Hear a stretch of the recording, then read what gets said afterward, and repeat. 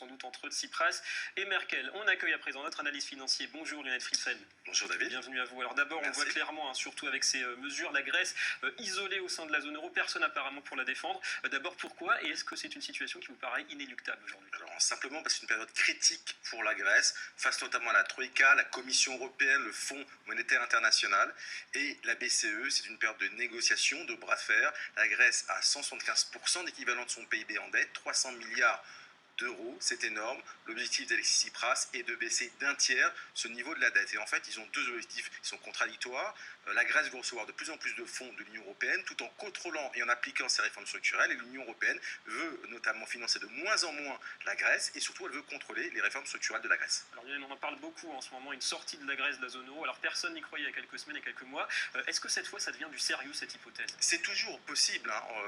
Elle pourrait effectivement avoir une sortie de la zone euro, de l'euro même, revenir au drag, d'avoir une grande dévaluation pour augmenter la compétitivité du pays et notamment revenir sur des fondamentaux, notamment dans le tourisme. Mais alors il y aurait des conséquences dramatiques pour la population grecque. Il y aurait sans doute un exode des Grecs, notamment en Europe. Donc aujourd'hui, la solution privilégiée, effectivement, est un accord avec l'Union européenne et les pays de la Troïka. Et qu'est-ce qui se passe pour la zone euro si la Grèce sort de l'euro?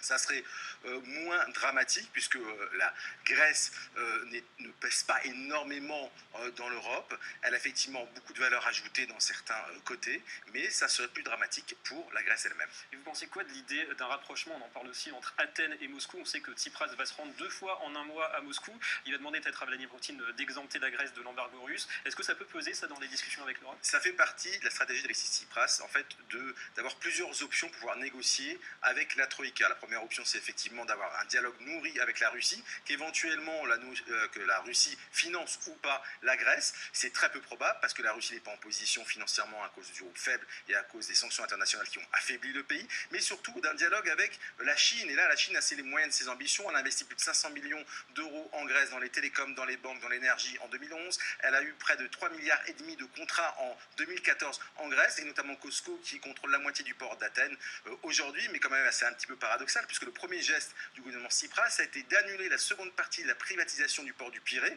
qui était notamment due notamment à Cosco. Donc comment peut-on d'un côté, on va dire, refuser des investissements chinois et de l'autre côté demander à la Chine d'investir? C'est pas réaliste. La vraie négociation et solution viendra avec les pays de la Troïka et de l'Union européenne. Vraie partie d'échec en tout cas. Merci beaucoup Lionel Friedfeld pour ces éclairages.